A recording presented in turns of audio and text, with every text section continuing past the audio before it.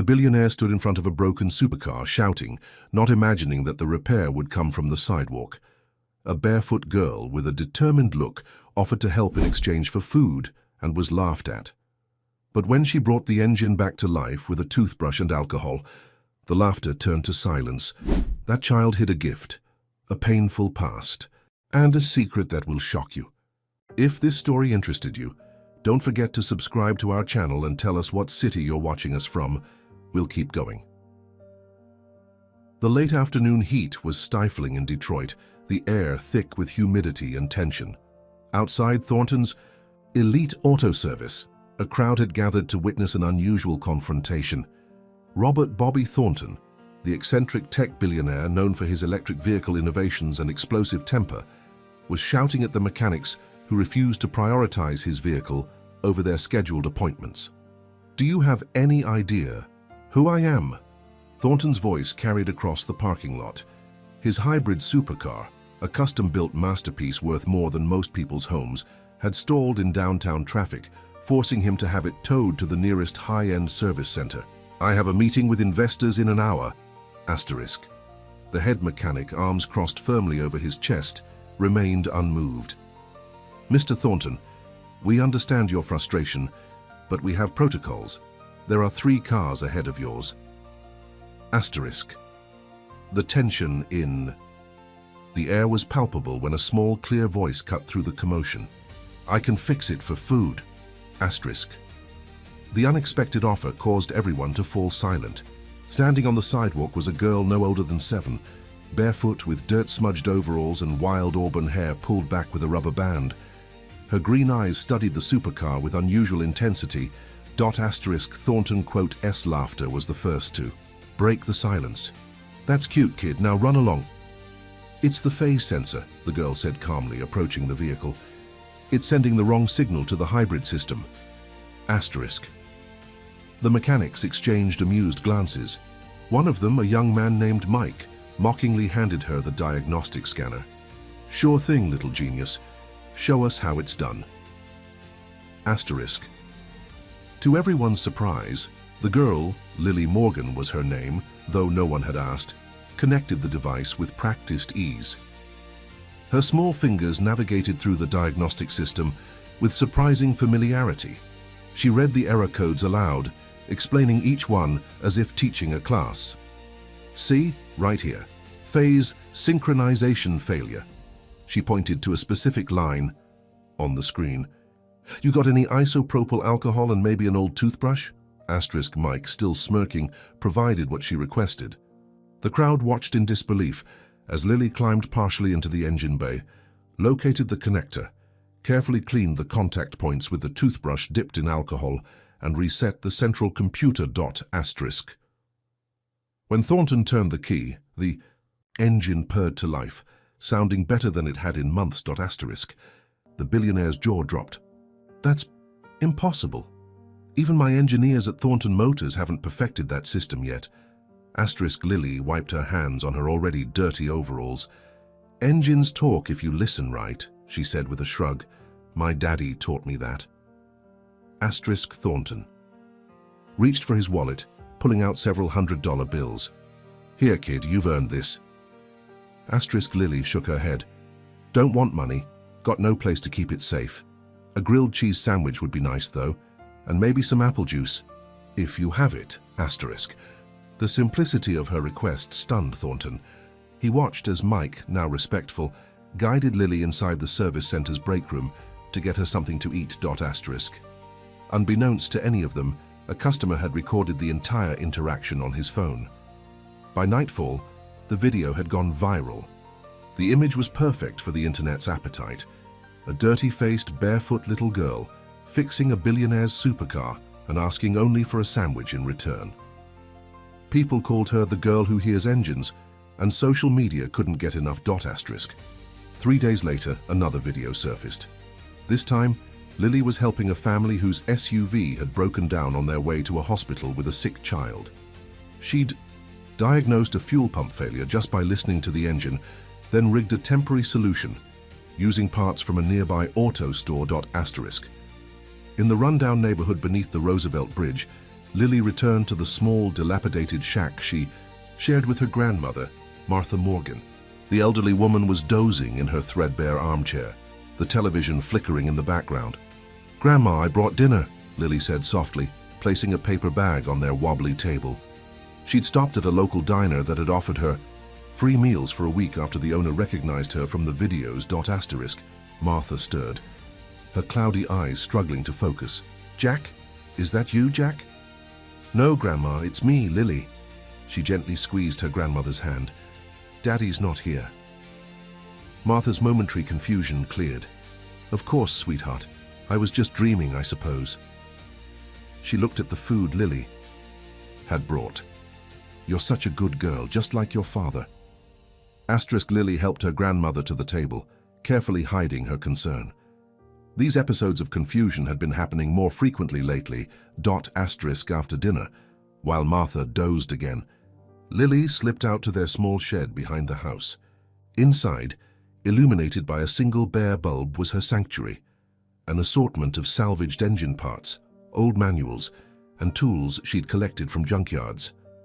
On the wall hung a faded photograph of a handsome man in racing gear, smiling broadly next to a championship trophy. Jack Morgan had been a legendary driver and self-taught mechanical genius who could diagnose engine problems just by their sound.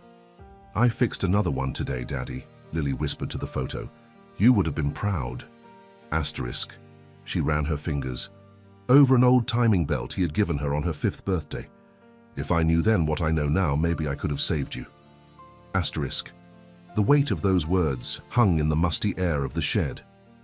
Jack Morgan had been lost 2 years earlier while testing a new automotive safety system. The official explanation? Mechanical failure. But Lily had always suspected there was more to the story. Her father's voice seemed to echo in the small space. "Engines don't lie, Lilypad. People do." Meanwhile, across town in his penthouse overlooking the Detroit River, Bobby Thornton was obsessively watching every video of Lily that had appeared online. He'd run a background check and discovered her tragic story: the impoverished granddaughter of a woman with advancing dementia, daughter of Jack Morgan, a racing legend who had died under mysterious circumstances. "She's incredible," Thornton muttered, rewatching her fix his car for the 20th time. "She has a gift." His phone rang. The caller ID displayed Harrison Wells, the CEO of Motors, Detroit's largest automotive corporation. "Bobby," Wells's smooth voice carried an edge of concern. "We need to talk about this child mechanic who's suddenly all over the internet." "What about her?" Thornton asked, instantly defensive. "Look, we shouldn't be romanticizing the parlor tricks of some poor kid. This is engineering, not magic. Having untrained children meddling with complex automotive systems sets a dangerous precedent." Thornton's grip tightened on his phone. "She fixed a synchronization problem my own engineers have been struggling with for months, Harrison. Blind luck. Or worse, a publicity stunt. Please tell me you're not buying into this nonsense." After hanging up, Thornton stared out at the city lights.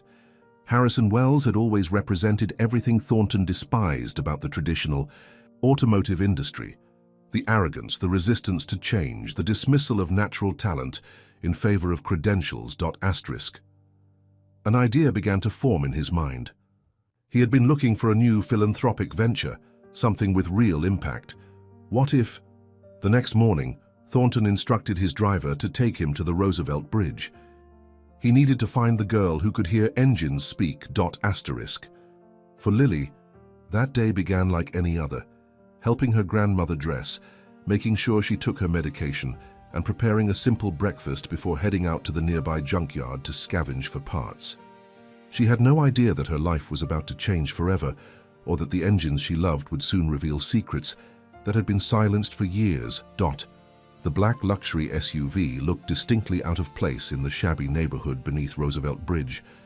Bobby Thornton stepped out, his Italian leather shoes immediately collecting dust from the unpaved road. He spotted Lily emerging from a rusty gate that led to Gus's salvage yard, pulling a small wagon filled with discarded auto parts. "Lily, Morgan?" he called out, approaching carefully. Asterisk. She squinted at him, recognition dawning slowly. You're the man with the broken supercar. Asterisk Thornton smiled. That's right. I wanted to talk to you about something important. Lily's expression remained guarded. Gotta get home to Grandma soon. She forgets to turn off the stove sometimes. I'll walk with you, Thornton offered, falling into step beside her. Those videos of you fixing cars have made quite an impression. People shouldn't film others without asking, she replied, continuing to pull her wagon. Makes Grandma nervous. Asterisk. As they approached the small shack Lily called home, Thornton struggled to hide his shock at the living conditions. The roof was patched with corrugated metal, windows repaired with duct tape, and the porch sagged dangerously. Asterisk. Martha Morgan appeared in the doorway, her thin frame swaying slightly. Lily, who's this fancy man? He's the one with the car I fixed, Grandma, Mr. Thornton. Please call me Bobby, he said, extending his hand to Martha, who looked at it with confusion before taking it hesitantly. Asterisk inside comma. The poverty was even more apparent. The furniture was worn beyond repair. Water stains marked the ceiling and the refrigerator hummed loudly, struggling to function. Yet despite everything, the small space was meticulously clean. Would you like some water, Mr. Thornton? Martha offered, her southern hospitality emerging through her confusion. It's all we have to offer, I'm afraid. Water would be perfect, thank you, he replied, watching as Lily helped her grandmother fill a glass from a filtered pitcher. Clearly the girl's attempt to ensure clean water for her ailing grandmother. Asterisk. As Martha settled into her armchair, occasionally muttering to herself, Lily explained their situation in hushed tones. Her father, Jack Morgan, had been raising her alone after her mother left when Lily was just a baby. When Jack passed 2 years ago, Martha was the only family left to take Lily in. Daddy was testing a new safety system, Lily explained, her voice dropping even lower. Something he'd been working on for years. It was supposed to prevent collisions by taking control of the vehicle when it detected danger. But during the final test, something went wrong. I remember that incident, Thornton said, a memory clicking into place. Jack Morgan, he was testing a prototype for Ameri Motors, wasn't he? Asterisk. Lily nodded. Harrison Wells hired him personally. Daddy was excited because Mr. Wells promised to make the system standard in all their cars, said it would save thousands of lives. Her small fingers fidgeted with a wrench. But after what happened, they said the system was flawed. They scrapped the whole project. Asterisk. Thornton watched her carefully. You don't believe it was just a mechanical failure, do you? Daddy always triple-checked everything. He made me promise to do the same. Her green eyes met Thornton's with unexpected intensity. The day before the test, he told me, Lilypad, remember that engines speak the truth when people won't. Asterisk. Martha suddenly sat upright in her chair. Jack always said that girl had magic in her fingers, could hear an engine's heartbeat since she was 3. She smiled proudly, momentarily lucid. Used to put her up on his shoulders in the garage, let her listen to the motors. By 5, she was handing him tools before he even asked for them. Asterisk. Thornton leaned forward. Martha, do you remember anything about Jack's safety system? Anything he might have told you? Asterisk. The elderly woman's eyes grew distant. Green wires, she murmured. He was always talking about the green wires. Just as quickly, her focus faded, and she began humming an old tune to herself. Asterisk. Lily led Thornton outside to her shed, flipping on the single light bulb. The space was remarkably organized for a child's workshop, with tools hanging in precise arrangements and parts categorized in labeled containers. This was Daddy's toolbox, she said, patting a worn red metal case. I take it everywhere I go. Asterisk. Thornton examined the impressive collection of specialized tools. These aren't cheap, he observed. Daddy said good tools are worth saving for. She opened a drawer, revealing a stack of technical manuals. I've been teaching myself to read these. The big words are hard sometimes, but the diagrams make sense. Asterisk. Thornton picked up one of the manuals, Advanced Fuel Injection Systems, Material. That would challenge engineering students, let alone a 7-year-old. Yet the pages were marked with careful notes in a child's handwriting, demonstrating remarkable comprehension. "Lily, I have a proposition for you," Thornton said, replacing the manual. "I want to create a place where you can teach others what you know and where you can learn even more. A center for automotive innovation focused on helping kids from neighborhoods like yours." Lily looked skeptical. "Like a school?" "More than a school. A garage, a classroom, a community. We'd call it the Future Garage Center. You would be at its heart." "What about Grandma?"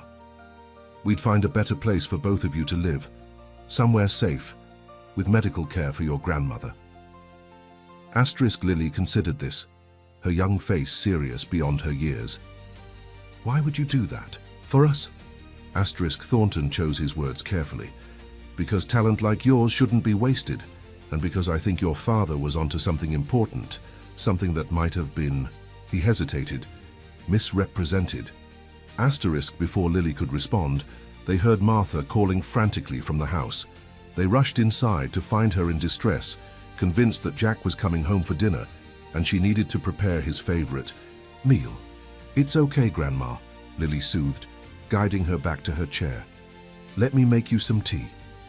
Thornton watched as this small child handled her grandmother's confusion with practiced patience. Once Martha had calmed, Lily returned to their conversation. "If I help with your center," she said quietly, "can I still look for answers about my daddy?" "I promise we'll search for the truth together," Thornton replied. The next day, Thornton's offer made headlines in Detroit. Millionaire launches Future Garage Center with child prodigy. The announcement included plans for a state-of-the-art facility in a renovated warehouse, scholarships for underprivileged youth, and comprehensive technical training programs. Harrison Wells wasted no time responding. In a widely broadcast interview, the Ameri Motors CEO smiled condescendingly at the camera. "While I applaud Mr. Thornton's charitable impulses, we shouldn't confuse parlor tricks with engineering expertise. This girl's so-called talent is merely an anecdotal curiosity, not something upon which to base educational policy." The comment sparked immediate backlash. Social media erupted with debate, and overnight, Lily became a symbol in a larger cultural conversation about innate talent versus formal education, about who gets to define expertise.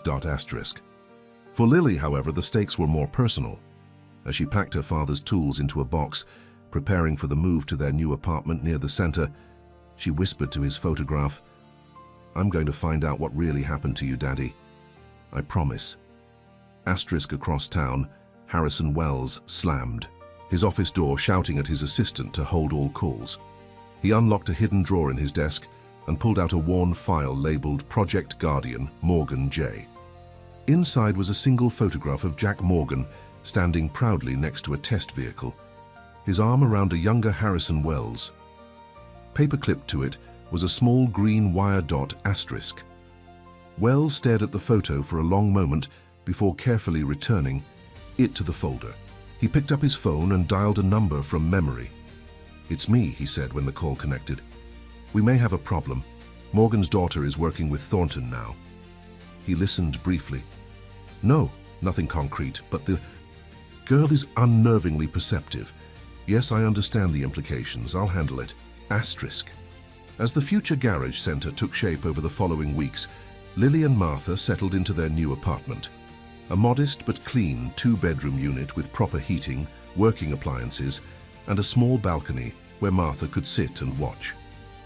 The neighborhood. A home health aide now visited daily, ensuring Martha took her medications and helping with basic care. Lily divided her time between helping set up the center and exploring the massive warehouse space. She was particularly drawn to a back room that Thornton had designated as a memorial gallery to showcase the history of American automotive innovation.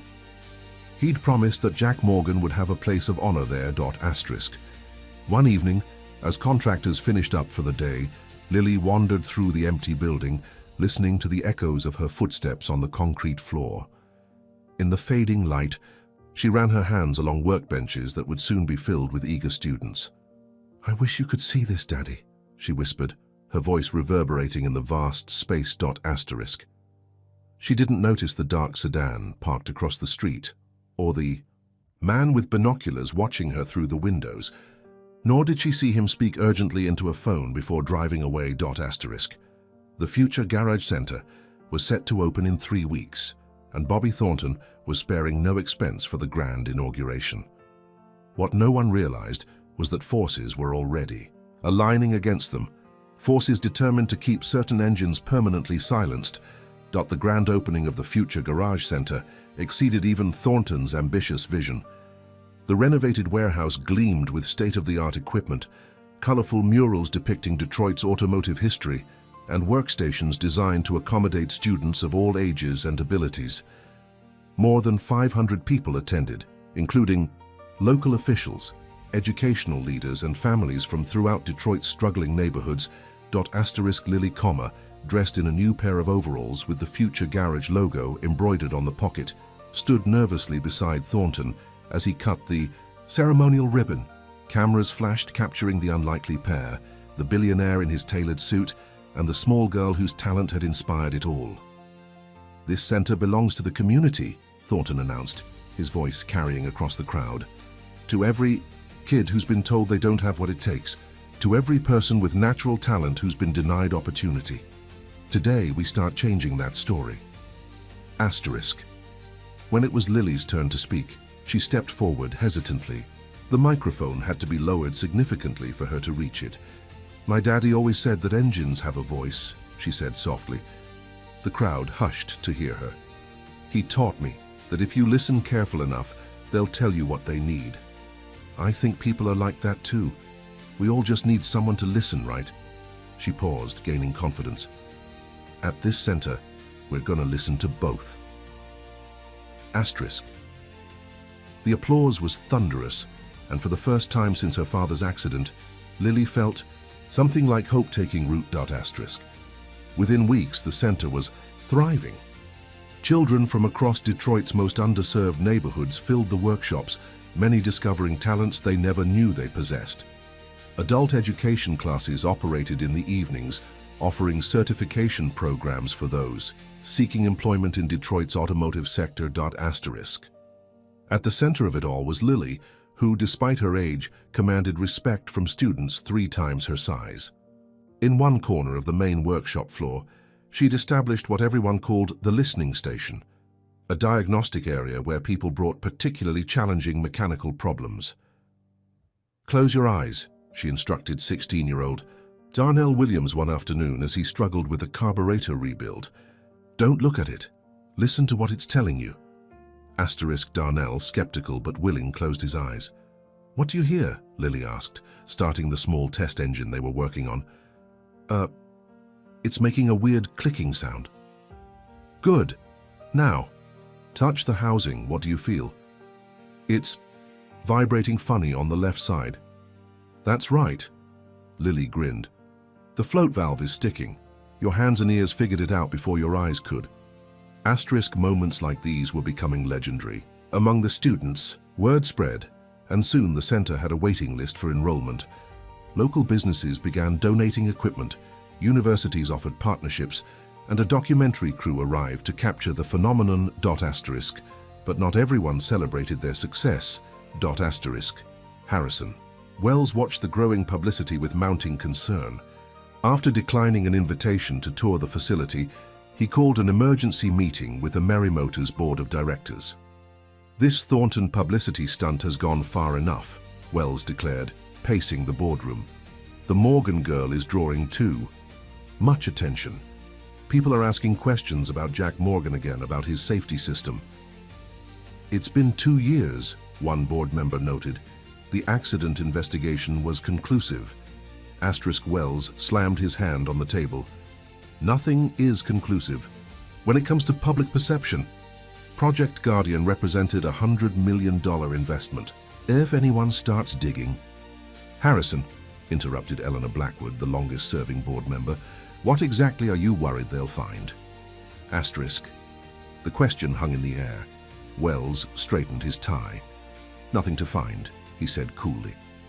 I just don't want a Merry Motors associated with a child's science fair project. Our company builds on engineering excellence, not feel-good stories about orphans. Asterisk, meanwhile, oblivious to these corporate machinations, Lily was making a discovery of her own. Asterisk. She had been helping organize the center's newly donated library of technical manuals when she noticed a weathered cardboard box tucked behind a filing cabinet. Inside was a collection of notebooks, diagrams, and a sealed envelope with J. Morgan, written in faded ink. Asterisk, Lily, quote, S. heart pounded. These were her father's journals. Asterisk. She quickly gathered the materials and retreated to a quiet corner office, closing the door behind her. With trembling hands, she opened the first notebook. Asterisk. The pages were filled with her father's distinctive handwriting, meticulous notes on his safety system, design iterations, test results. She traced her fingers over his words, feeling closer to him than she had in years. Asterisk. Near the back of the notebook, a single sentence made her blood run cold. If anything happens to me, look for the green wires. Asterisk. Lily stared at the message, her father's voice seeming to whisper directly into her ear. She carefully opened the sealed envelope. Inside was a small flash drive and a handwritten note. Insurance policy. Eyes only. Asterisk. Before she could explore further, there was a knock at the so she quickly tucked the flash drive into her pocket and closed the notebook as Thornton entered. There you are. The advanced diagnostics class is waiting for you, he said cheerfully before noticing her expression. Lily, what's wrong? Asterisk. She hesitated, then held up the notebook. These were my daddy's. They were hidden here. Thornton's smile faded. He closed the door and sat across from her. What did you find? He left a warning about green wires and this. She showed him the note with the flash drive. I think he knew something might happen to him. Asterisk. Thornton carefully examined the materials. We should look at what's on this drive. Asterisk. Together, they moved to Thornton's office where he inserted the flash drive into his computer. The screen remained blank for a moment before a password prompt appeared.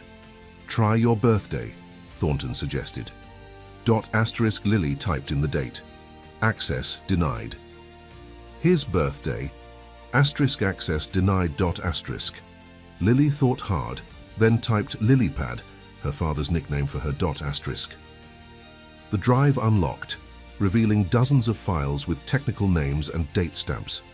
Most were technical specifications and test results, but one video file was simply labeled Truth. Asterisk. Thornton clicked on it, and Jack Morgan's face filled the screen. He looked tired, worried, but determined. Lily gasped softly, reaching toward the image of her father.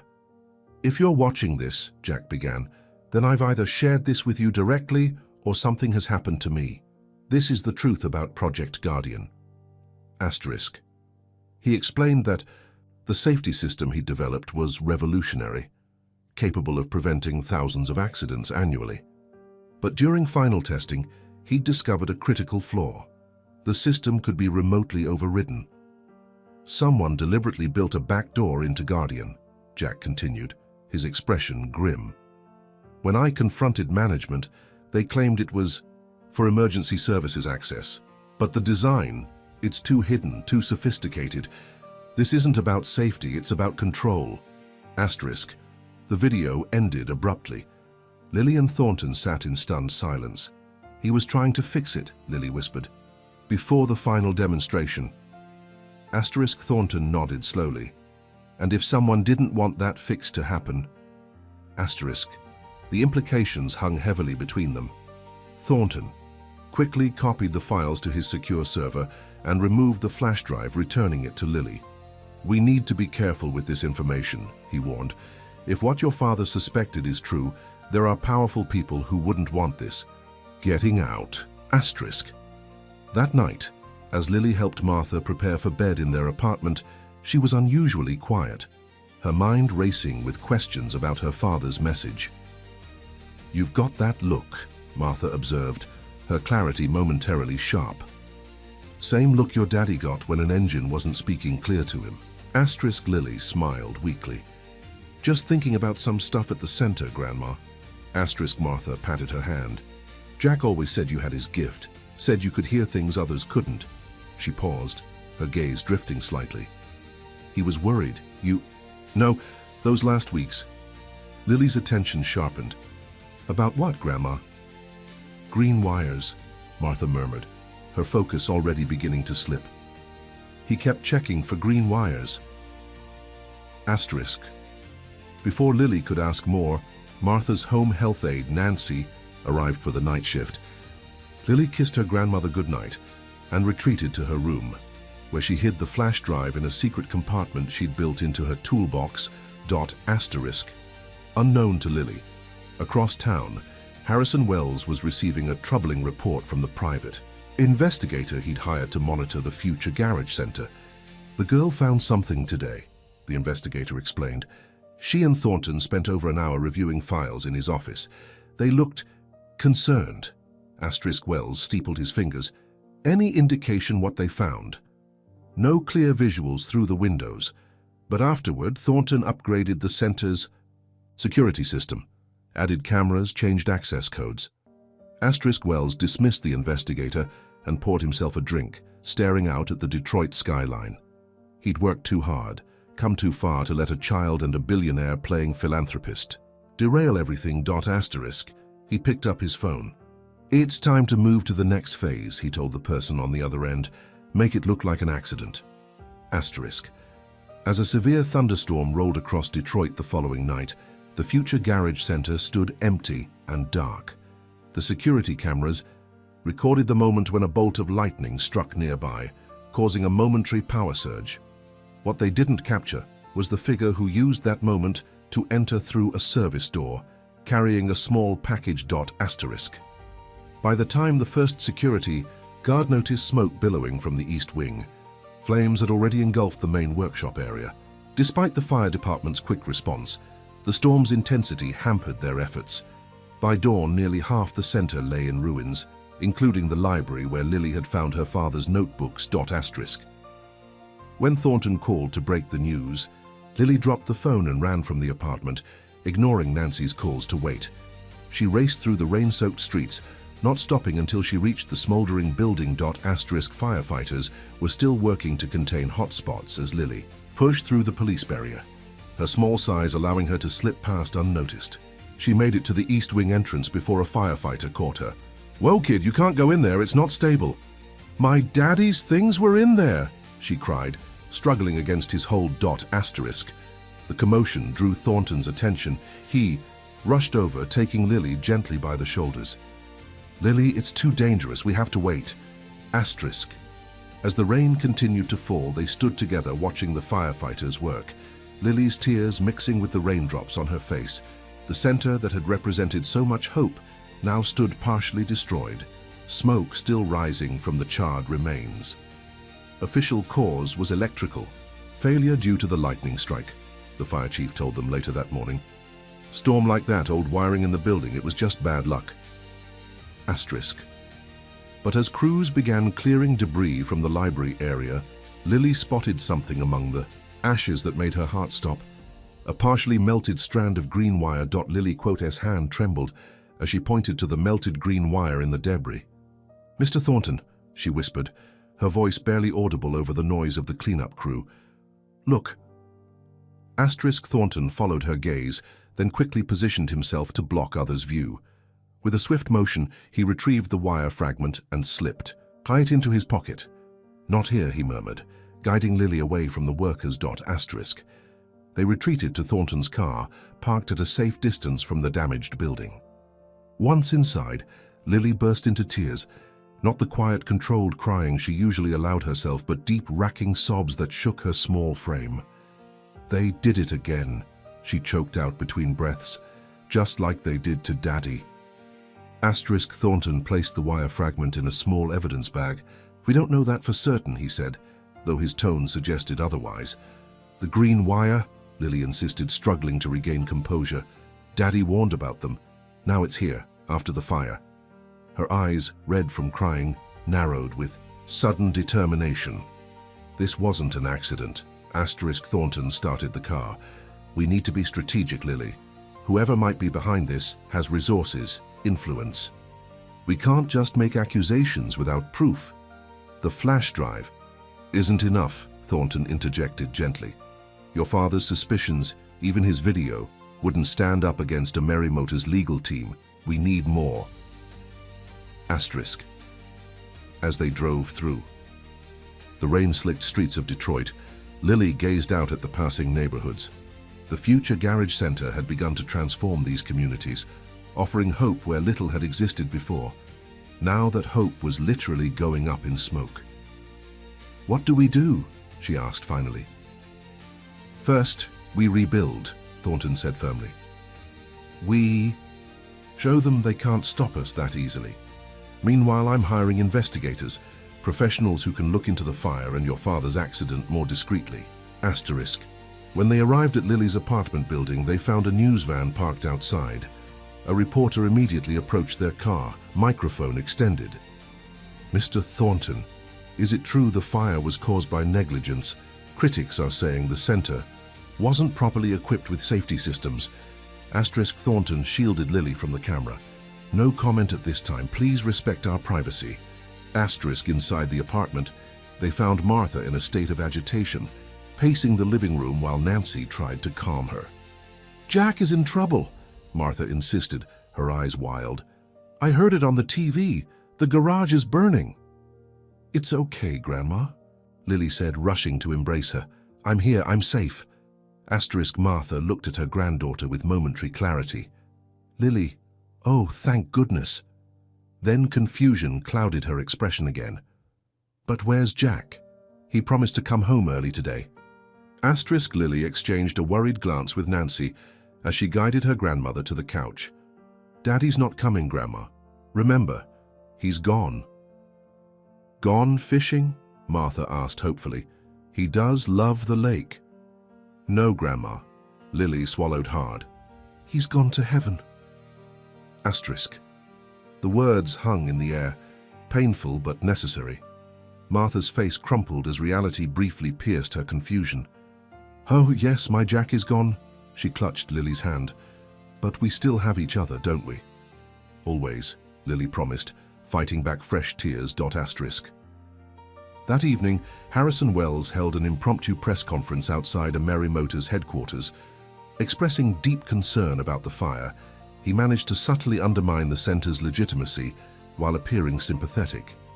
This tragedy demonstrates the risks of improvisation in automotive education, he told the assembled reporters. At Merry Motors, safety is our primary concern, which is why all our training facilities exceed industry fire codes by 300%. Asterisk. The implied criticism was clear. Social media quickly filled with debates about the center's safety protocols and Thornton's responsibility. A hashtag began trending, #Who's blaming Thornton? Asterisk. Watching the coverage from his penthouse, Thornton's face hardened. He's trying to control the narrative, he muttered, muting the television. He turned to his assistant. Schedule a meeting with our PR team for first thing tomorrow and double the reward for information about the fire. Asterisk, meanwhile, the community surrounding the future garage center was mobilizing. Darnell Williams, the teenager Lily had mentored, organized fellow students to guard the remaining structure overnight. Local businesses donated materials for temporary repairs. A crowdfunding campaign launched by center alumni raised over $50,000 in the first 12 hours. Asterisk. When Thornton arrived at the site the next morning, he found dozens of volunteers already at work, clearing debris and salvaging what equipment they could. Neighbors brought food, tools, and encouragement. Mr. Thornton, called a familiar voice. Darnell approached, covered in soot but smiling. We saved most of the diagnostic computers from the West Wing. They're dusty but functional. Asterisk Thornton was visibly moved. This is unexpected. The center means something to us, Darnell explained simply. Lily taught us that when something breaks, you don't throw it away, you fix it. Asterisk. Over the following days, Lily threw herself into the rebuilding efforts, finding solace in physical labor. She worked alongside adults and teenagers, instructing, them on equipment repair with the same quiet authority she'd shown in the classroom. But those closest to her noticed changes. She was quieter, more watchful, jumping at unexpected noises. The trauma of the fire had awakened old wounds. At night, she began having nightmares about her father's accident, waking up screaming his name. During the day, she insisted on checking and rechecking the temporary security system Thornton had installed at the partially rebuilt center. Martha. S condition was deteriorating as well. The disruption to her routine and the stress of the fire had accelerated her cognitive decline. She grew increasingly confused, mistaking Lily for her long-deceased daughter, and sometimes wandering the apartment at night, looking for Jack. Nancy, the home health aide, expressed her concerns to Thornton. She needs more supervision than I can provide during my shifts, and Lily is exhausting herself trying to be both a child and a caretaker. Thornton nodded grimly. I'll arrange for additional help. But before he could implement this plan, disaster struck again. Lily returned from the center one evening to find Nancy frantically searching the apartment. She's gone, Nancy explained, panic evident in her voice. I was in the bathroom for 5 minutes. When I came out, the front door was open, and Martha was nowhere to be found. Lily's world seemed to collapse around her. Grandma's missing. They immediately called the police, but with Martha's dementia, the situation was classified as high risk. Thornton arrived within minutes of being notified, bringing his private security team to coordinate with law enforcement. As darkness fell, search parties combed the surrounding neighborhoods. Thornton deployed drones with thermal imaging cameras to scan areas too dangerous for searchers to enter on foot. Local news stations broadcast Martha's description, and volunteers distributed flyers with her photo. Lily insisted on joining the search despite Thornton's concerns about her safety. She's my grandma, she said firmly. I have to find her. Hours passed with no sign of Martha. Rain began to fall again, intensifying everyone's worry. An elderly woman with dementia out in the cold rain, possibly disoriented. The scenarios, growing in Lily's mind, became increasingly terrifying. Near midnight, as hope began to fade, Thornton's security chief received a call. Possible sighting at the old West Side transit station, he reported. Homeless man says he saw an elderly woman sitting at one of the abandoned bus stops. The decommissioned transit station was less than a mile from their apartment, but in an area most residents avoided, especially at night. Thornton and Lily raced there in his car, followed by police cruisers. Their headlights illuminated a ghostly scene, a decaying concrete shelter covered in graffiti, with a single figure sitting on a rusted bench. Martha Morgan, soaking wet and shivering, clutched something in her hands. Grandma, Lily cried, running toward her. Martha looked up, her eyes glazed, but somehow peaceful. I'm waiting for Jack, she said matter-of-factly. He called and said he's coming home. Lily knelt before her, taking her cold hands. Grandma, Daddy's not coming. Oh, he is, Martha insisted. He told me to wait right here with his special part. She opened her hands to reveal a small metal component, an ignition module from an older model car. See? He'll need this to fix the engine. Lily's heart broke anew. Martha was reliving some memory from decades past, when Jack might have called her to bring a part he needed. As paramedics arrived to check Martha's condition, Lily finally broke down completely. The weeks of stress, fear, and responsibility crashed over her like a wave. I can't do this anymore, she sobbed, collapsing against Thornton's side. I can't fix everything. I'm just a kid. The rawness of her admission stunned everyone present. For months they had watched this extraordinary child shoulder burdens that would crush most adults, rebuilding the center, caring for her grandmother, searching for truth about her father. They had forgotten she was only 7 years old. Thornton lifted her gently as the paramedics helped Martha onto a stretcher. You don't have to fix everything alone, Lily, he said softly. That's what family is for.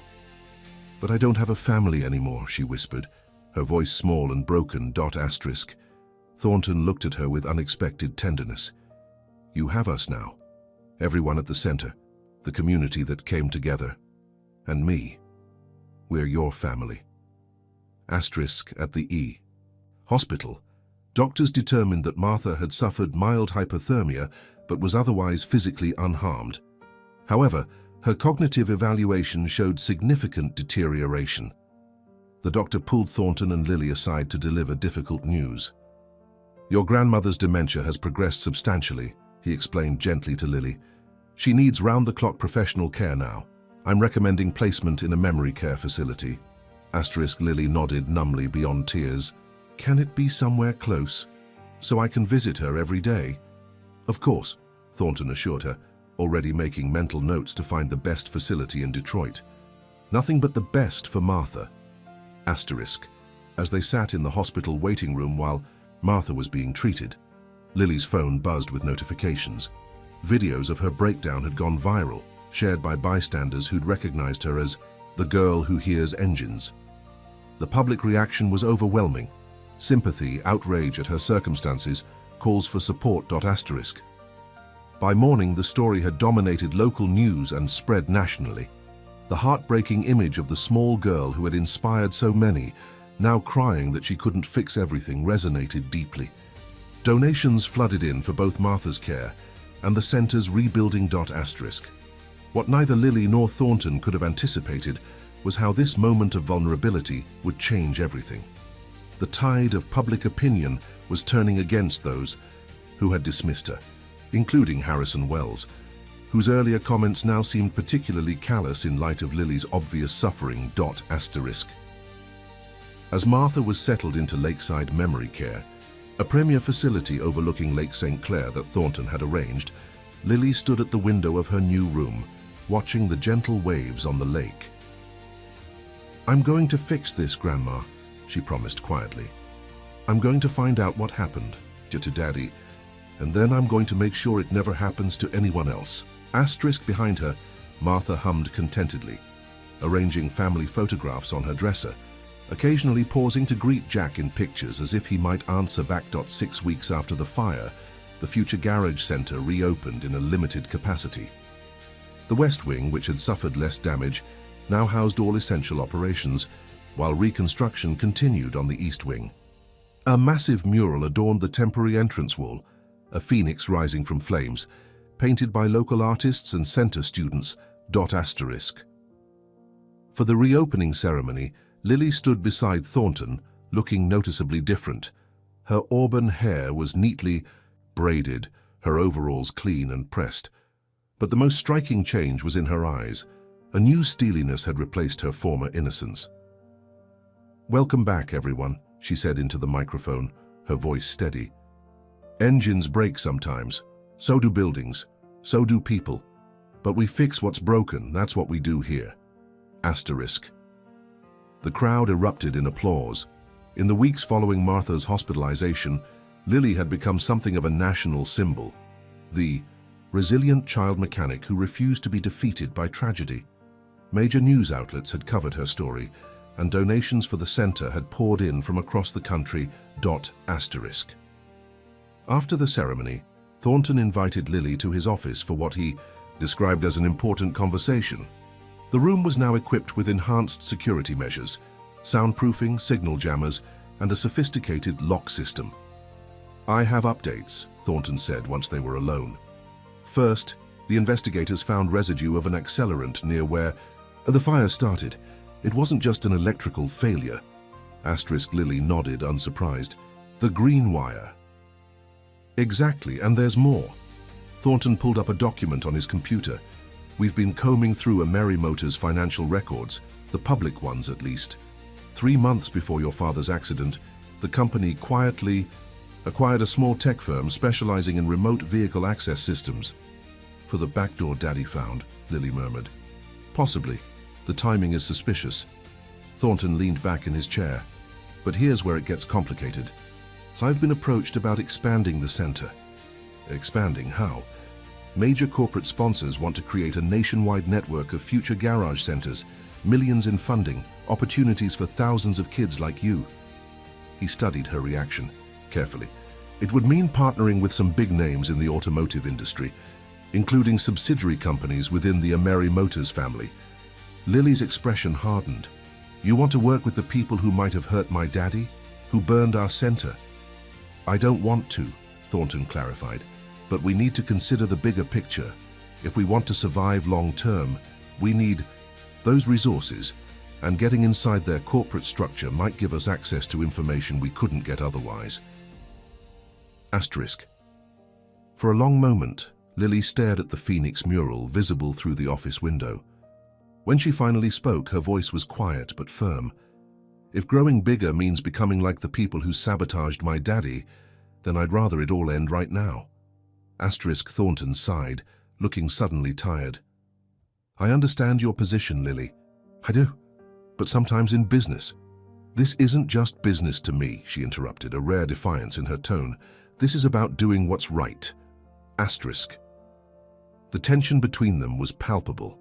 Before Thornton could respond, his assistant knocked urgently on the door. "Mr. Thornton, there's a man here insisting on speaking with you.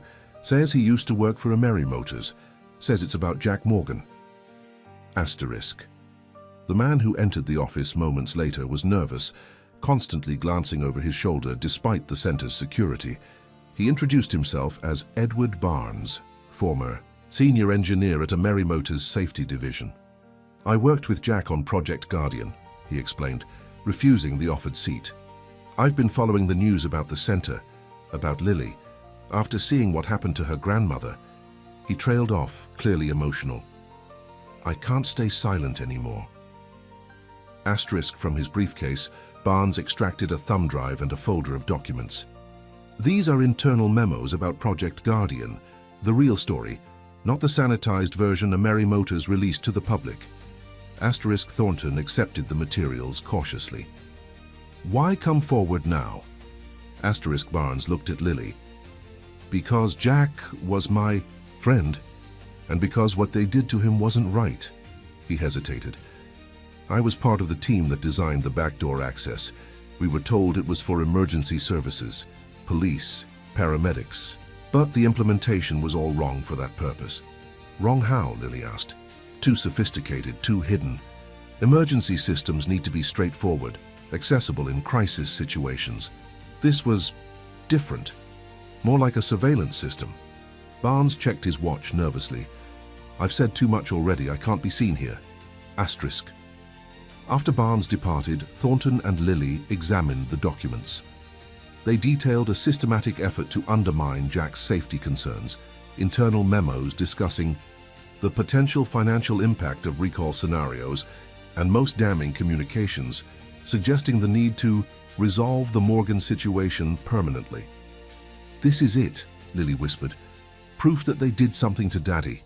Asterisk. Thornton nodded grimly. "Barnes is taking an enormous risk bringing us this. It still might not be enough for legal action, but it's a start." Asterisk. The revelation of Barnes's evidence created new divisions within the center. When Thornton shared the information with the senior staff, opinions split sharply. Some believed they should use the momentum to expand nationally, gaining influence to effect broader change. Others, led by Darnell Williams, argued they should focus on building an uncompromised local model first. "Why grow just to be like them?" Darnell challenged during a heated meeting. "Lily's right. We need to stand for something different." Asterisk. The debate raged for days. Thornton, caught between his business instincts and his growing personal investment in Lily's cause, became increasingly withdrawn. Rumors circulated that major funders were threatening to pull support if the center didn't professionalize, code for distancing itself from Lily's quest regarding her father. Asterisk. Meanwhile, Harrison Wells monitored these developments with mounting concern. The center's reopening had generated renewed media interest in Jack Morgan's work, and Barnes's disappearance from WarmTears had not gone unnoticed. "Find Barnes," Wells instructed his head of security. "I want to know exactly what he took and who he's talked to." Asterisk. Wells scheduled an emergency board meeting to address ongoing brand vulnerabilities, related to the Morgan safety system. The board was divided. Some members worried about potential legal and public relations disasters if Jack Morgan's claims proved true. Others insisted on maintaining the official position that his accident had been his own fault. Eleanor Blackwood, the veteran board member, remained the most vocal skeptic. Harrison, you personally vouched for the safety of that system. If there was a deliberate backdoor that wasn't disclosed, she left the implication hanging. The backdoor was a security feature, Wells insisted, standard industry practice. Not if it was designed to be hidden from regulators, Blackwood countered. Not if it contributed to Morgan's accident. Asterisk. The tension extended to Lily's daily life. At Martha's care facility, she maintained a brave face, reading to her grandmother and sharing stories about the center's progress. But the strain was evident to the staff, who noted that the 7-year-old often fell asleep in the visitor's chair, exhausted from dividing her time between the center, the investigation, and these visits. Dr. Reynolds, Martha's geriatric specialist, pulled Lily aside after one particularly difficult visit where Martha had failed to recognize her granddaughter. "Lily, I'm concerned about you," the doctor said gently. "You're carrying adult burdens on very young shoulders." Lily shrugged, a gesture she'd unconsciously adopted from Thornton. "Someone has to." "No, that's just it. They don't. You're entitled to a childhood, Lily. Your father would want that. For you." The words hit harder than Dr. Reynolds could have anticipated. That night, alone in the apartment Thornton had arranged for her, with a live-in caretaker who gave her appropriate space, Lily wept for the first time since Martha's hospitalization. She found herself in the small workshop Thornton had set up for her in the spare bedroom. Surrounded by her tools and half-finished projects, she spoke aloud as if her father could hear. "I don't know what to do, Daddy. Mr. Thornton wants to make the center bigger, work with the same people who might have hurt you. Some of the others." "Think he's right." She wiped her eyes with the back of her hand. "I'm trying to listen like you taught me, but there are too many voices now. I can't hear what's right." The following morning, Lily arrived at the center earlier than usual. She wandered through the quiet workshop, running her hands along the tools and machines, listening, as her father had taught her, to the subtle language of mechanical things. She was so absorbed that she didn't immediately notice Thornton watching her from the doorway, his expression troubled. "Lily," he said softly, "we need to talk." They sat on workshop stools facing each other. "I've been thinking about what you said," Thornton began, "about not wanting to become like the people who hurt your father." He paused, seeming to choose his words carefully. "When I started this center, it was partly for publicity, I'll admit that. Another philanthropic project to add to my resume." Lily nodded. She had suspected as much. "But then I watched you work. I saw how you listen, really listen. Not just to engines, but to people." He smiled faintly. "It changed something in me. Made me remember why I got into this industry in the first place. To build things that help people," Lily suggested. "Exactly." Thornton took a deep breath. "I've decided not to pursue the national expansion, at least not with corporate partners. We'll grow organically, training students who can start their own centers in other communities." Relief washed over Lily's face. "Really?" "Really. This place should be about integrity, not just scale." He hesitated. "But there's something else. Barnes contacted me again last night. He's been officially reported missing by his family." Lily's eyes widened. "Do you think—" "I don't know, but it means we need to move faster with what we know." Thornton lowered his voice further. "I've scheduled a meeting with the State Attorney General's office for next week. We're going to present everything we have about your father's case and the fire." Before Lily could respond, they were interrupted by shouts from the front of the building. They rushed to investigate and found Darnell blocking the entrance, facing off against two men in expensive suits. "You can't just walk in here demanding to see people," Darnell was saying, his teenage frame stretched to its full height. "It's a simple courtesy call," one of the men replied smoothly. Our Mary Motors wishes to discuss potential collaboration with Mr. Thornton. Thornton stepped forward. I'm Thornton, and we have no interest in collaborating with a Mary Motors. The men exchanged glances. Mr. Wells thought you might say that. He asked us to give you this. He handed Thornton an envelope, a formal cease and desist regarding certain allegations that have been circulating, and a reminder that falsely accusing a public company can have serious consequences. As they turned to leave, the second man looked directly at Lily. Miss Morgan, Mr. Wells also wanted us to express his concern for your grandmother's ongoing care. Quality memory facilities are so expensive these days. It would be a shame if anything disrupted her treatment. The thinly veiled threat hung in the air as the men departed. Lily's hands trembled with a combination of fear and rage. They're threatening Grandma now, she whispered. Thornton Quota's expression darkened. That crosses a line. He pulled out his phone. I'm calling my security team. We're moving up our timeline. That evening, while Thornton coordinated with his legal team, Lily sat beside Martha's bed at the care facility. Her grandmother was having one of her better days, lucid enough to recognize Lily and ask about the center. They're trying to stop us, Grandma, Lily admitted, holding Martha's frail hand. The same people who hurt Daddy. Martha squeezed her hand with surprising strength. Your daddy never backed down from bullies. Neither should you. Her eyes, momentarily clear, fixed on Lily's. Jack always said the truth speaks loudest when everything else goes quiet. The simple wisdom of her grandmother's words stayed with Lily as she returned to the center, where Thornton and his team were preparing for their meeting with state authorities. The documents were organized, the testimonies prepared, but something still felt incomplete to Lily. We need to show them, not just tell them, she said suddenly. Show them what? Thornton asked. The green wire, the back door, all of it. She looked around at the rebuilt workshop. And I know exactly how to do it. The atmosphere at the future garage center crackled with tension as Lily outlined her plan. Using the technical specifications from her father's files and Barnes's documents, she proposed building a working demonstration of Project Guardian, complete with the hidden back door that had allegedly led to her father's accident.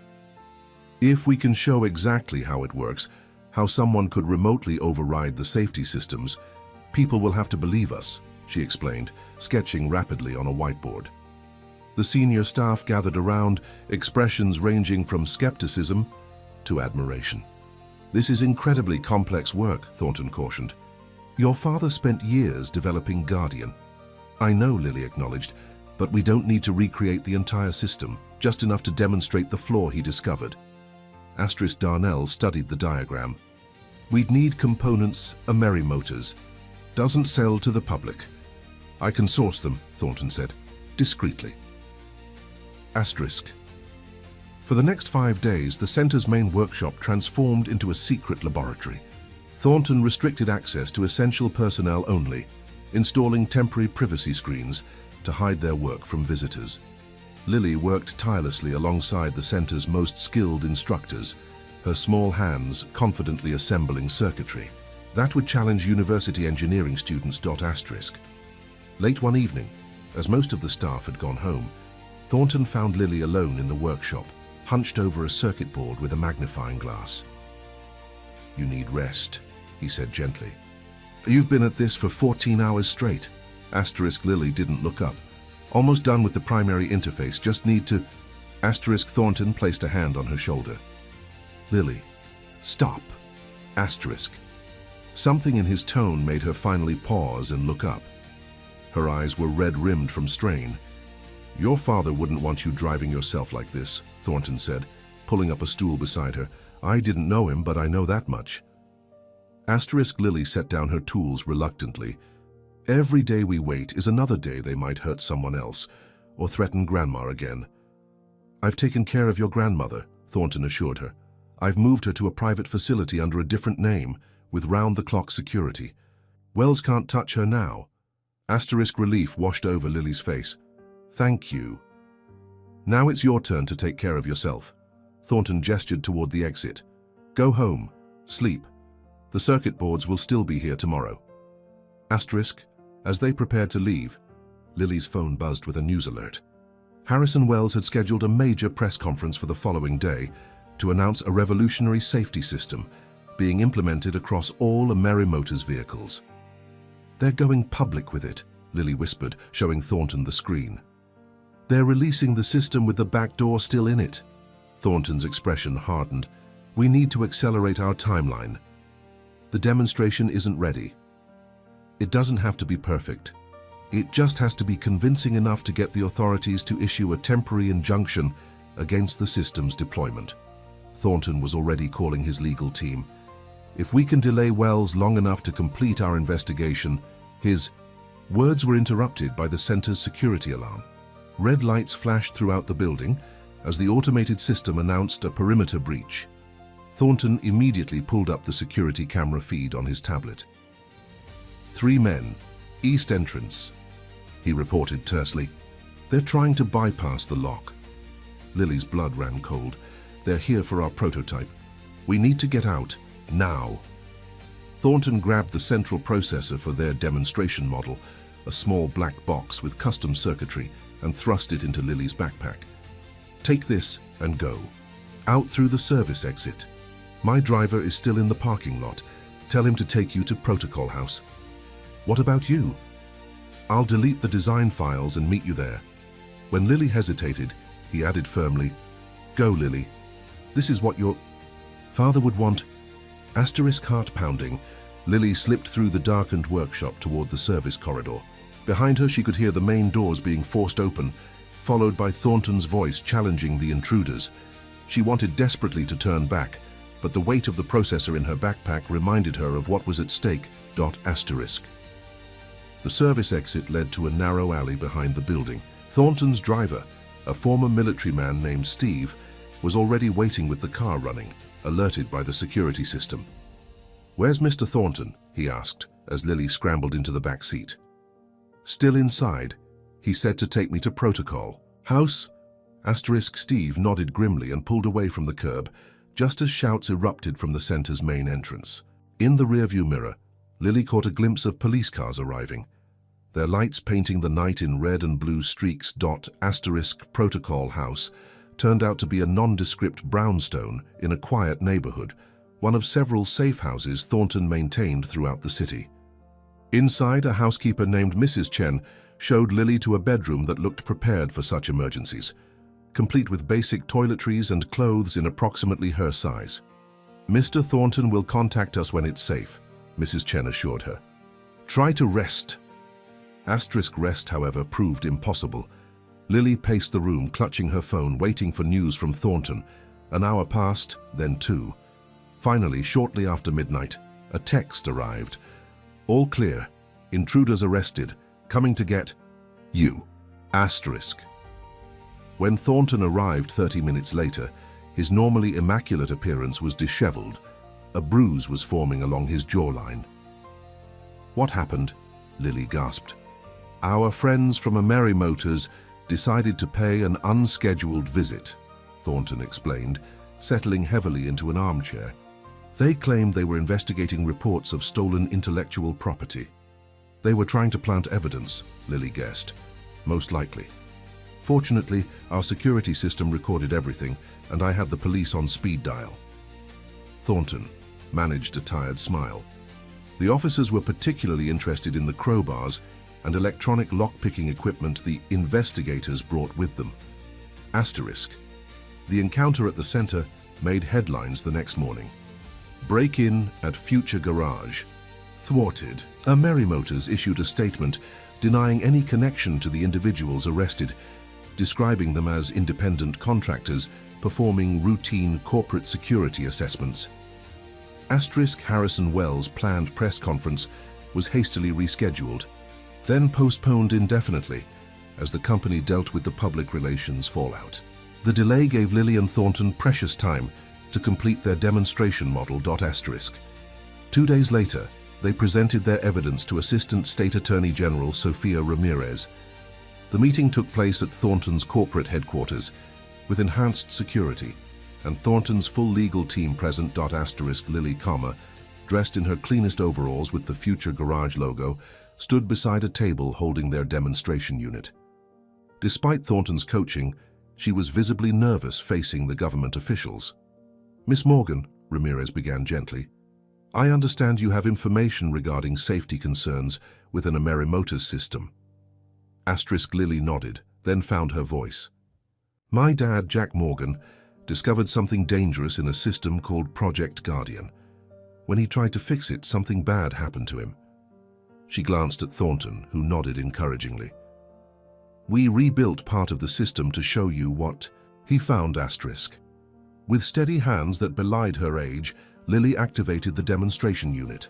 On a connected monitor, a simulation displayed a vehicle approaching an obstacle.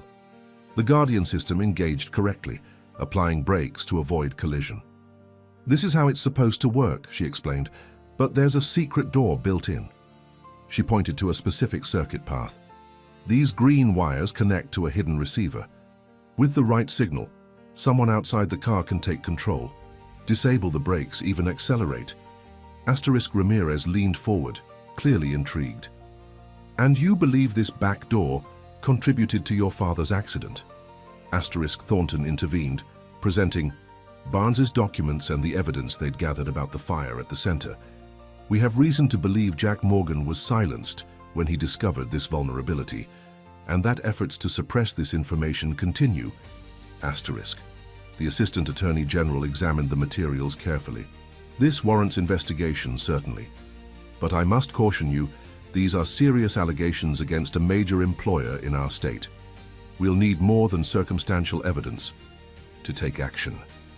"What about the people who could be hurt if this system goes into production?" Lily asked, her voice rising slightly. "My daddy wanted to save lives, not put them in danger." Ramirez regarded the young girl with a mixture of sympathy and admiration.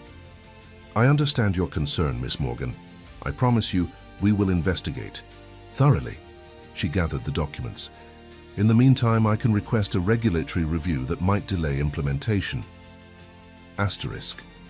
It wasn't the immediate action they'd hoped for, but it was a start.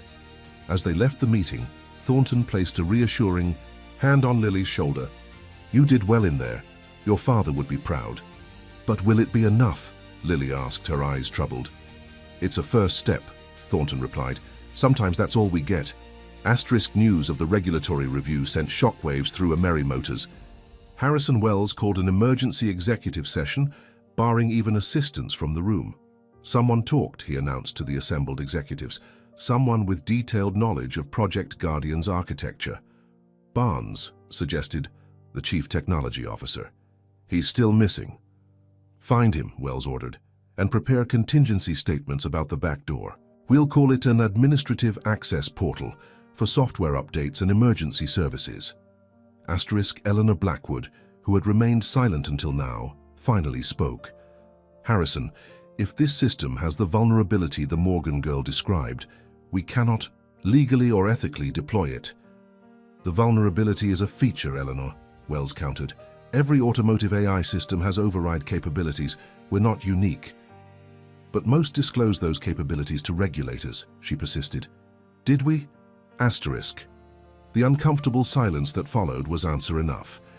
"I move that we suspend deployment pending a complete safety review," Blackwood stated formally, "and that we cooperate fully with the Attorney General's investigation." The motion carried by a narrow margin, with Wells barely concealing his fury. As the meeting dispersed, he remained alone in the boardroom, staring out at the Detroit skyline. Everything he'd built was at risk. His reputation, his legacy, his control of Millionaire. All because of a child who wouldn't let go of the past. His phone rang, a private number he rarely used.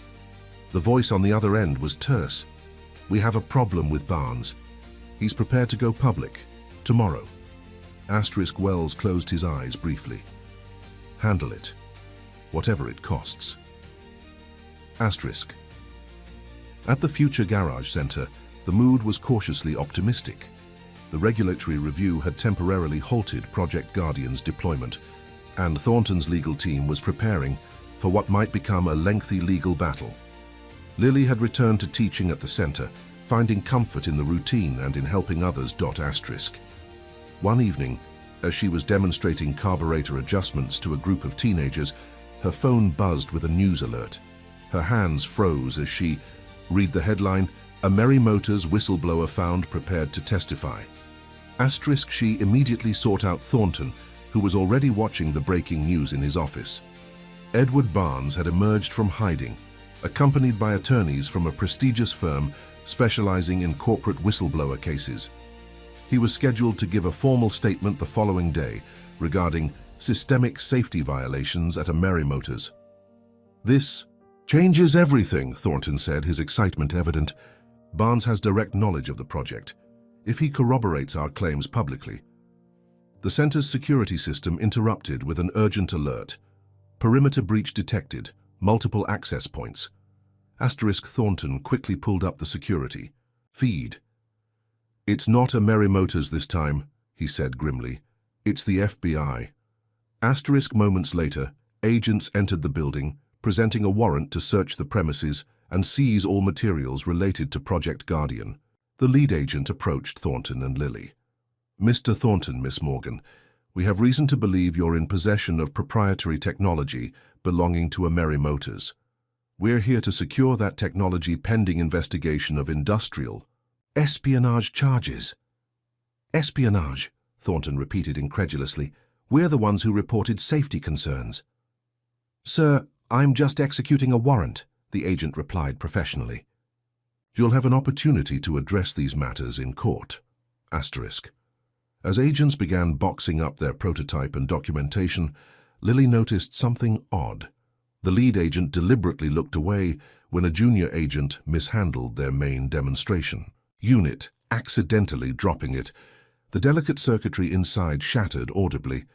"That was evidence," Lily protested. "Careful with the equipment, Agent Rodriguez," the lead agent said without conviction. "My apologies, Miss Morgan. Accidents happen." The message was clear. Someone powerful wanted their evidence destroyed. The raid continued for hours, with agents confiscating computers, documents, and every trace of their work on Project Guardian. By the time they departed, the center had been effectively stripped of anything related to Jack Morgan's safety system. In the aftermath, Thornton paced his office furiously. "This is Wells pulling strings. He has friends in high places." "What do we do now?" Lily asked, her voice small but determined. Thornton stopped pacing and looked at her thoughtfully. "They took our prototype, they took our documents, but they can't take what's in here." He tapped her forehead gently. "You understand your father's system better than anyone. You can rebuild it." "But the grand reopening is tomorrow," Lily reminded him. "Everyone will be there, the press, the community. We were going to announce the safety review." A slow smile spread across Thornton's face. "Exactly. The perfect opportunity to show the world exactly what your father discovered. Live, though with everyone watching." Lily's eyes widened as she grasped his meaning. "They can't stop us if it's already public." "Precisely." Thornton checked his watch. "We have 18 hours. Can you rebuild a simplified demonstration by then?" Lily considered the challenge, mentally cataloguing the components they would need. "Yes, but I'll need help." "You'll have it," Thornton promised. "Every resource I have is at your disposal." Through the night, Lily worked with a small team of the center's most trusted instructors. Using parts salvaged from the workshop and components Thornton's people sourced from various suppliers, they constructed a new demonstration unit, simpler than the original but sufficient to illustrate the backdoor vulnerability. By dawn, exhausted but triumphant, Lily tested the system. It worked perfectly. As the morning sun spilled through the workshop windows, she finally allowed herself a moment of rest, curling up on a cot Thornton had brought in. Her last thought before drifting to sleep was of her father, and how proud he would be to see her carrying forward his mission of making vehicles truly safe. She was awakened a few hours later by Thornton gently shaking her shoulder. "It's time." "Lily, The guests are arriving, Owa. Asterisk. The grand reopening ceremony was larger than anyone had anticipated. News of the FBI raid had only intensified public interest, and hundreds of supporters gathered outside the center. Inside, the main workshop had been transformed with decorations, a stage for presentations and seating for media and special guests. Asterisk. Among those guests, seated in the front row in her wheelchair, was Martha Morgan. Thornton had arranged for her to attend with medical supervision, knowing how important her presence would be for Lily. Asterisk. As Lily took the stage alongside Thornton, her gaze locked with her grandmother's. Martha's eyes, unusually clear today, shone with recognition and pride. In that moment, Lily found the courage she needed for what came next. Asterisk. Thornton addressed the crowd first, thanking them for their support through the center's challenges. Then, instead of the planned celebratory speech, he took an unexpected turn. Today, we're not just reopening a building, we're opening the door to truth. He looked directly at the assembled media. 2 years ago, Jack Morgan, a brilliant engineer and Lily's father, discovered a dangerous flaw in the safety system he helped design. When he tried to correct it, he suffered a tragic accident. We believe that accident was no accident at all. Asterisk A. Murmur ran through the audience. Camera lights intensified. Yesterday, federal agents confiscated our evidence of this safety flaw, a hidden back door that could allow remote control of vehicles equipped with a Merry-Motors Guardian system. Thornton gestured to a screen behind him. But they couldn't confiscate the truth, and today Lily Morgan is going to show you that truth herself. Asterisk. Lily stepped forward, suddenly aware of all the eyes upon her. For a brief moment, stage fright threatened to overwhelm her. Then she spotted Darnell in the crowd, giving her an encouraging thumbs up. Next to him stood Edward Barnes, who had arrived unannounced, nodding solemnly. Asterisk. Drawing a deep breath, Lily began her demonstration. A hush fell over the audience as Lily activated the demonstration unit. On the large screen behind her, a simplified simulation displayed a vehicle approaching an intersection. The Guardian safety system engaged properly, bringing the vehicle to a smooth stop as a pedestrian crossed. "This is how my daddy's system was supposed to work," Lily explained, her voice gaining strength. "It detects danger and protects people." Asterisk. She then connected a small device to the system, a receiver built with the green wires that had become symbolic of their investigation.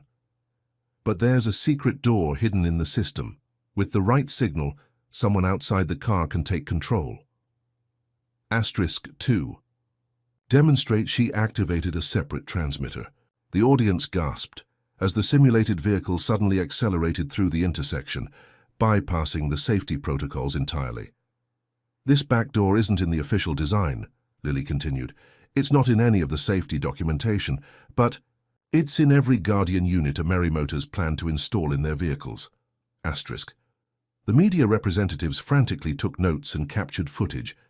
In the front row, Martha Morgan watched with tears streaming down her face, a moment of complete lucidity, allowing her to comprehend the significance of her granddaughter's demonstration. Asterisk. Edward Barnes stood up from his seat. "I can confirm everything Miss Morgan has shown you," he announced loudly. "As a former senior engineer on Project Guardian, I witnessed the deliberate installation of this backdoor feature against Jack Morgan's explicit objections." Asterisk. Camera operators swung to capture Barnes's unexpected testimony. The planned reopening ceremony had transformed into something far more significant, a public whistleblowing event being broadcast live across multiple networks. Asterisk. Lily wasn't finished. She activated a slide presentation showing the melted green wire from the center's fire, her father's notebook warning, and the technical diagrams revealing the back door's implementation. "My father discovered this right before his accident," she said, her voice steady despite the emotion behind her words. "He was trying to fix it, to make people safe." Asterisk. Thornton stepped forward to support her narrative. "We have reason to believe that Jack Morgan's accident was deliberately caused to prevent him from exposing this vulnerability, and that the fire at our center was a similar attempt to silence his daughter." Asterisk. Before the audience could fully process these allegations, the doors at the back of the hall burst open. Harrison Wells strode in, flanked by security personnel and lawyers. "This is outrageous," he shouted, advancing toward the stage. "These are baseless accusations against a reputable company. That demonstration is a crude fabrication designed to harm a Merry Motors reputation." Thornton stood his ground. "The Attorney General's office is already investigating, Wells. Your intimidation tactics won't work anymore." Wells turned to address the media directly. "This is industrial sabotage, plain and simple. Robert Thornton is a competitor who stands to gain from damaging our safety reputation." "Is that why you had people break into our center?" Lily challenged, stepping forward despite Thornton's protective gesture. "Is that why you threatened my grandmother's care?" The boldness of the 7-year-old confronting the powerful CEO created an electric moment that photographers captured eagerly. Wells seemed momentarily stunned by her direct accusation. Recovering quickly, he adopted a condescending tone. "Young lady, you clearly don't understand the complexities of automotive safety systems. What you're calling a backdoor is a standard emergency access protocol. Then why isn't it in any of the safety documentation?" Edward Barnes called out, approaching the stage. "Why was Jack Morgan's attempt to document it overruled by executive decision?" Wells' face reddened. "Barnes, you signed confidentiality agreements. You're violating. Whistleblower protections supersede those agreements," Barnes interrupted, "when public safety is at risk." The confrontation might have escalated further, if not for the arrival of Assistant Attorney General Ramirez, who entered with several officials in tow. "Mr. Wells," she announced crisply, "in light of new evidence provided by Mr. Barnes and corroborated by Miss Morgan's demonstration, I'm issuing an immediate injunction against deployment of the Guardian system pending a full investigation." She turned to address the stunned audience. "My office has also launched an inquiry into potential corporate negligence related to Jack Morgan's accident, as well as the recent fire at this facility." Looking directly at Wells, she added, "I advise all parties to preserve all relevant documents and communications." Wells' lawyers immediately surrounded him, speaking urgently in hushed tones. The CEO's confident demeanor had crumbled, replaced by barely contained panic. Eleanor Blackwood, who had been watching from near the entrance, approached Wells. "The board will be convening an emergency session, Harrison. I suggest you prepare to address these allegations directly." As Wells and his entourage retreated from the hall, spontaneous applause erupted. The audience rose to their feet, cheering for Lily, whose simple demonstration had cracked open a corporate conspiracy. Amid the commotion, Lily made her way through the crowd to her grandmother's wheelchair. Martha reached up with trembling hands to cup her granddaughter's face. "Jack always said you were the one who could hear the truth," Martha said, her eyes unusually clear. "He would be so proud, Lily Pad." The endearment, her father's special nickname for her, brought tears to Lily's eyes.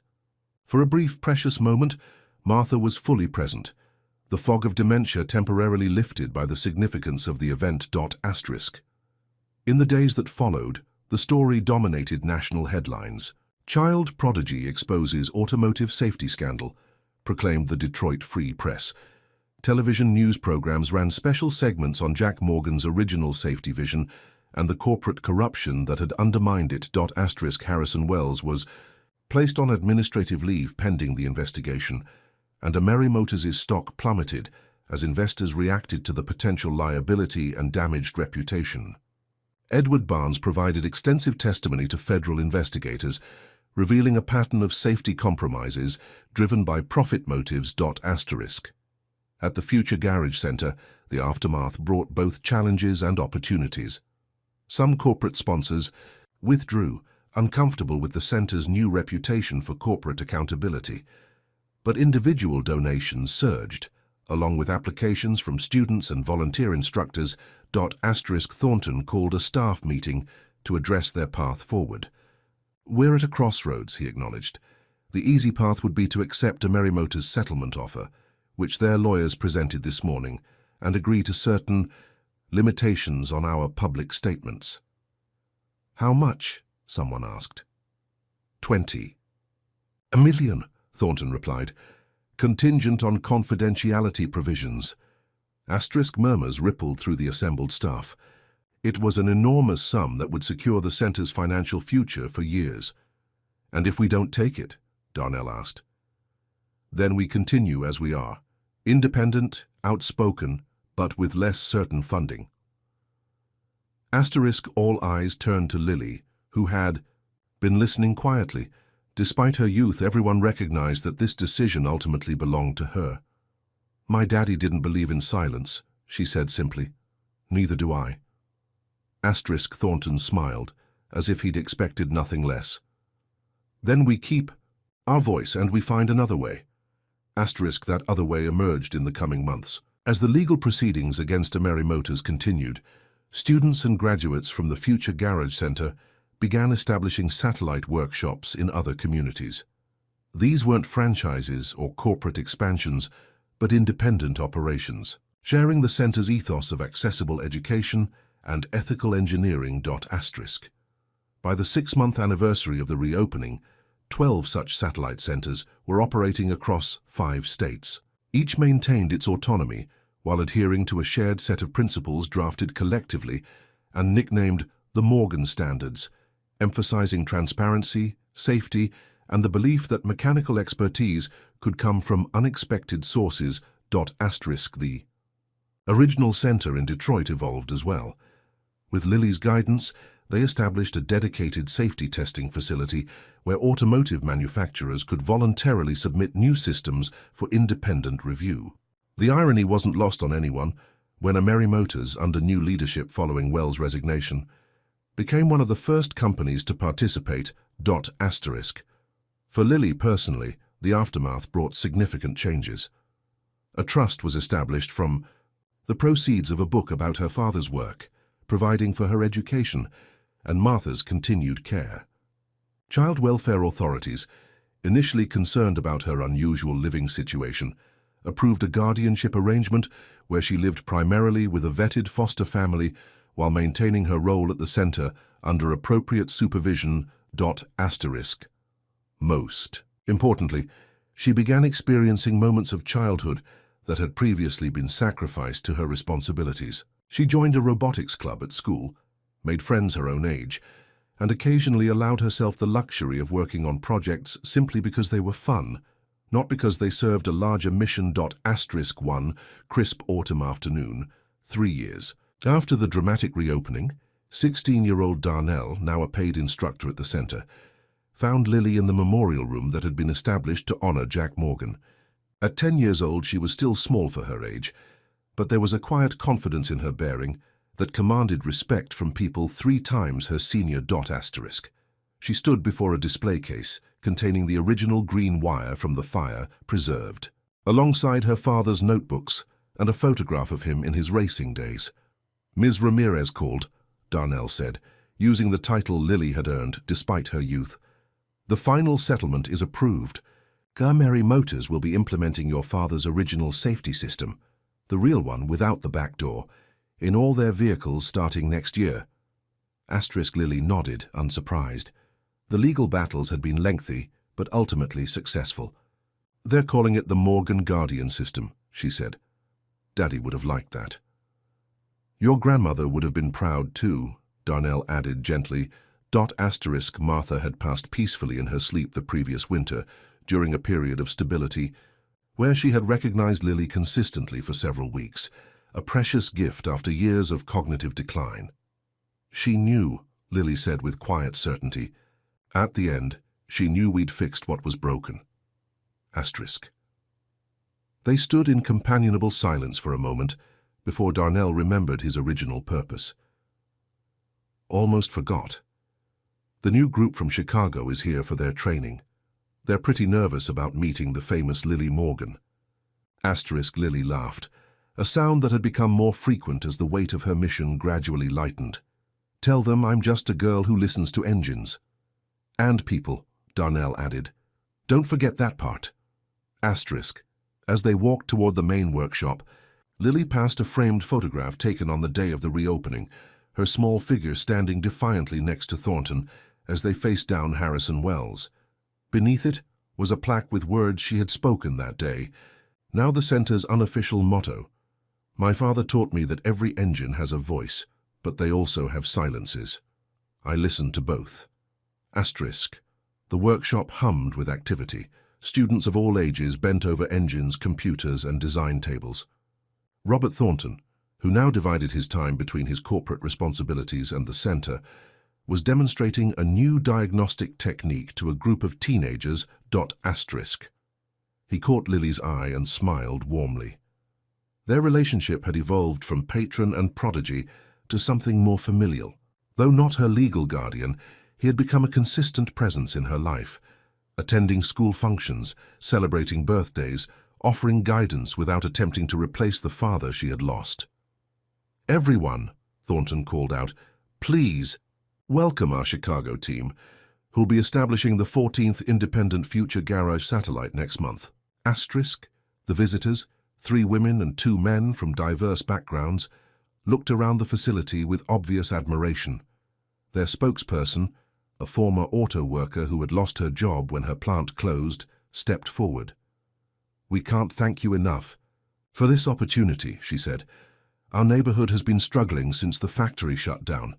This center will give our young people a future." "That's what we're all about," Lily replied. "Second chances, new beginnings." Asterisk.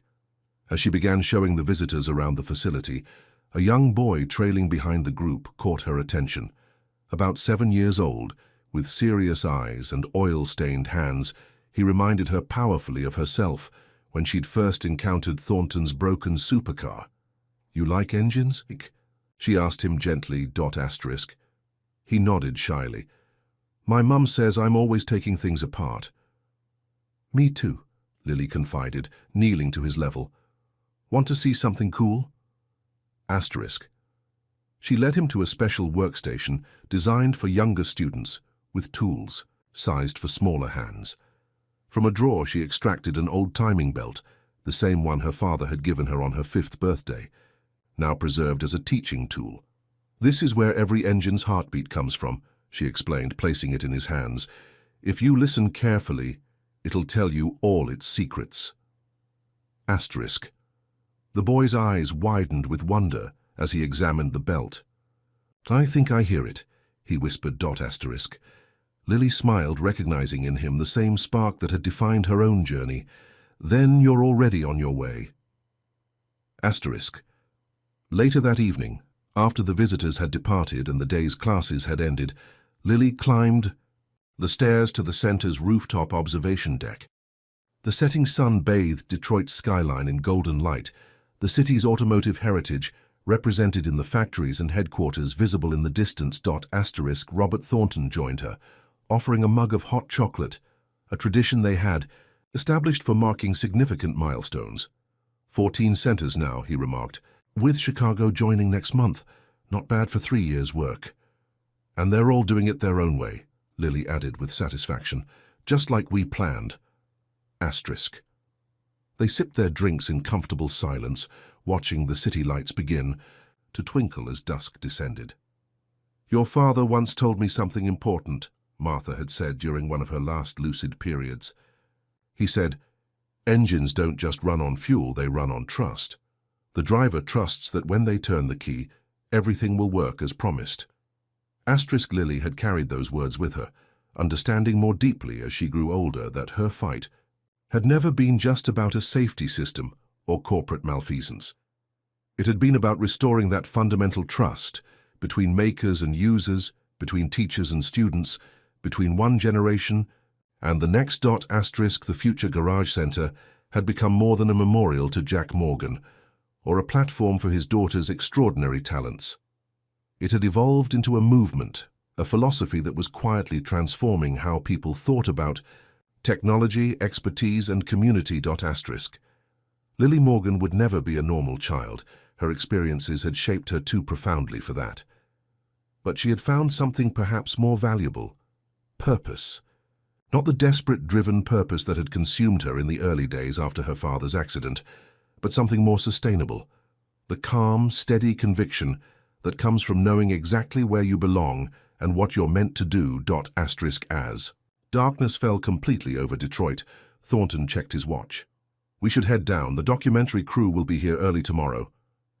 Lily nodded. The center's story was being featured in a special on American innovation, focusing on how grassroots education was revitalizing communities abandoned by traditional manufacturing. "One more minute," she requested, gazing out at the city. Inn. That quiet moment, she felt a connection to everything that had brought her to this point. Her father's gift and his sacrifice, her grandmother's steadfast love, Thornton's belief in her vision, and the community that had rallied around a child who could hear what others couldn't. "We fixed it, Daddy," she whispered to the night sky, "just like you taught me."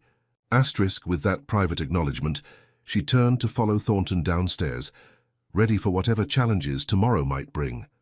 The girl who heard engines had grown into something more, a listener, a teacher, a bridge between the world as it was and the world as it could be.